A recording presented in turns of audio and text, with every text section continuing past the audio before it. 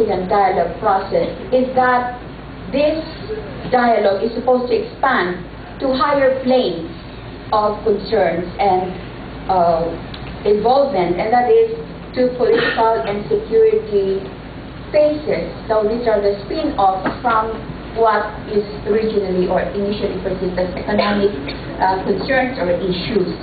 So we can see that ASEAN outward movement or draw would be in terms of concentric circles. So the inner circle would have ASEAN parties, but later on this would go into ASEAN plus 3. You have the Asia-Pacific Economic Conference, Asia-Europe meeting, and the ASEAN Cooperation Dialogue. Actually, we have, in the words of Ambassador Romero, an alphabet soup in this kind of concentric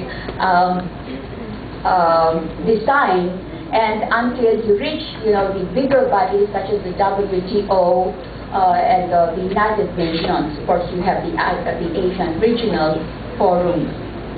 But more recent and historic groundbreaking developments have further broadened the dialogue process. The September 11 attacks and the rise of international terrorism have led ASEAN to consider more seriously the content and process of dialogue within and outside ASEAN. ASEAN has concluded a number of pacts with dialogue partners to jointly address terrorism and transnational crimes. The joint programs of intents and actions with dialogue partners is reinforced by the latter's ability now to accede to that important ASEAN Treaty of Amity and Cooperation. Whereas before, 1998, only countries within ASEAN and the region could accede to this treaty. But now we have China, Korea, India, Japan, Russia, Australia and New Zealand, and most recently France, as among the dialogue partners which have signed the treaty. The rise of global terrorism, however, set to wreck the facets of development cooperation, economic cooperation, and support of ASEAN integration, the narrowing of gaps through physical interconnection and capacity building, and addressing transnational concerns, and promoting people-to-people contact.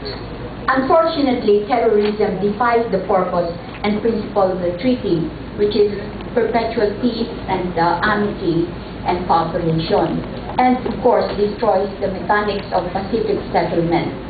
To counter terrorism, which is the 21st century's greatest scourge on mankind, demands a high level of cooperation on areas of information sharing, capacity building, working in international fora, and ratifying UN conventions on terrorism and related transnational crimes. So a main argument of this paper is that the war against terrorism per se, or one emanating from communal violence, has to be waged in the battlefield of the mind, the culture. And we all heard about the ASEAN spirit, the ASEAN way of life. But there are far older consciousness, systems of thought and practices that are constant and dominant on an individual, a community, or society. As Mr. S. Pushnapatan, who was one-time Secretary General of the ASEAN External Relations Committee, emphasized in his paper in 2003, and I quote him, "Such cooperation should also touch the lives of the people, not only through substantive cooperation activities, but also through people-to-people exchanges, including greater engagement of the business community, think tanks, and non-governmental organizations. This would in time have a greater impact on external relations, as more and more of the people from ASEAN will be able to relate and associate themselves with their counterparts in the dialogue countries. Exchanges among the youths," and I think that this is very relevant in this forum, "young people will be important agents since the future of ASEAN's external relations will be in your hands, and a better understanding of dialogue partners who are our neighbors or trading partners will certainly help build the relationships."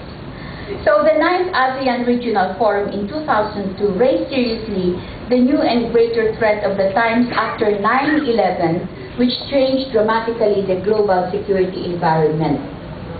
And through the partners in the forum, ASEAN reaffirmed the UN Security Council resolution on the prevention and suppression of terrorist acts including averting terrorist finances.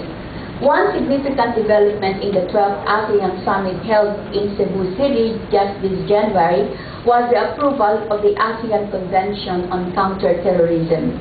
8 member states of ASEAN have already signed this, including the Philippines, Malaysia, Indonesia, Cambodia, Laos, among others.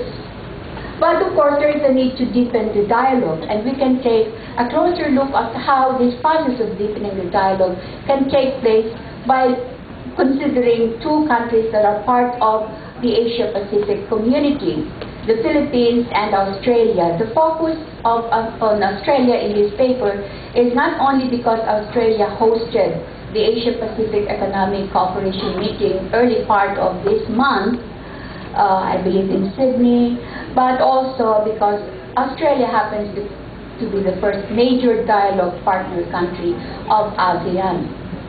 And historically, Australia figures in our development as a nation, particularly during the war, when the Commonwealth government of President Quezon had a brief stint from Australia, and therefore some war historians and veterans would regard that the reason why Australia was able to deflect much of the destruction of the war was because Philippine U.S. forces were there, our government was there. But corollarily, Australian forces likewise were deployed in the Philippines as part of MacArthur's liberation forces. Now, the diplomatic relations between the Philippines and Australia started in 1946, so we have about 60 years of relations between and behind us. And part of our economic reconstruction was because of the assistance in the Colombo Plan that was managed by Australia. The cultural affinity between our 2 countries is strong. We are both allies of democracy, and we both adhere to a regime of civil and political rights, though this may be questioned from time to time. We have both a large Christian population, and of course we use English as official language, but there would be differences, of course, in pronunciation and inflection. But it is said that these are nuances, or there are nuances in this cultural affinity that may be considered weak and only of surface strength, because the Philippines will always be perceived to be part of Asia, part of the East, while Australia is historically tied to the Western world. In terms of